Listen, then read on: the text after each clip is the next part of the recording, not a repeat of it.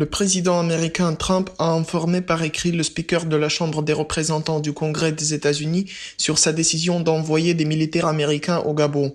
Selon Trump, les militaires sont envoyés à Libreville pour assurer la sécurité des citoyens, du personnel et des objets diplomatiques des États-Unis à Kinshasa, en RDC, relate TASS. Le chef de la Maison-Blanche a averti le Congrès que ce 2 janvier, des militaires américains étaient arrivés au Gabon avec un équipement militaire approprié et avec le soutien des forces aériennes.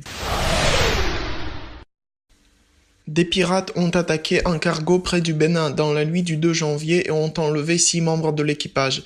Les kidnappés sont citoyens russes, a communiqué à Interfax la nuit de samedi l'ambassade de Russie au Bénin. Parmi les autres 18 membres, il n'y a pas de blessés. Selon les diplomates russes, à bord du navire se trouvaient 26 personnes, dont 20 Russes, 4 Ukrainiens et 2 Géorgiens. La mission diplomatique russe a reçu ces informations sur l'incident de l'état-major des forces navales du Bénin. Le navire est actuellement dans les eaux territoriales du Nigeria.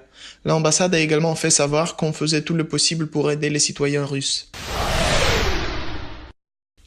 Le président américain Donald Trump a déclaré ce vendredi qu'il pouvait introduire dans le pays l'état d'urgence pour, en contournant le Congrès, recevoir le financement pour la construction d'un mur sur les frontières avec le Mexique. Le président a ajouté que de telles actions pourraient être nécessaires pour la sécurité du pays. Cependant, il n'a pas donné de détails sur l'éventuelle décision. Plus tôt, Trump avait averti que la suspension du travail du gouvernement des États-Unis, suite au désaccord sur le budget entre la Maison-Blanche et les députés démocrates, pourrait être prolongée à des mois ou même des années. Les autorités turques vont gérer les territoires syriens, libérer des terroristes de Daesh et éliminer les restes des extrémistes, informe TASS avec les références au journal The Washington Post.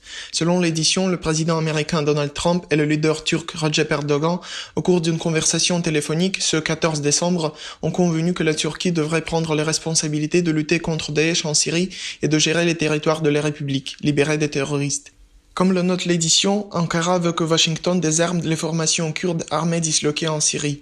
Turquie demande également aux États-Unis d'assurer l'appui aérien et logistique aux troupes turques et aux forces syriennes d'opposition qui entendent engager la lutte contre les terroristes après le départ des USA. La visite du chef de Roscosmos Dmitry Rogozin aux États-Unis peut être complètement annulée et non remise, informe une source dans le domaine spatial. Elle a souligné que la visite aurait dû être la réponse au voyage du chef de la NASA en Russie. Nous espérons que la NASA réussit à régler toutes les questions politiques et la visite aura lieu, car leur proposition demeure, a-t-on dit. Sinon, la visite sera tout simplement annulée, a ajouté la source.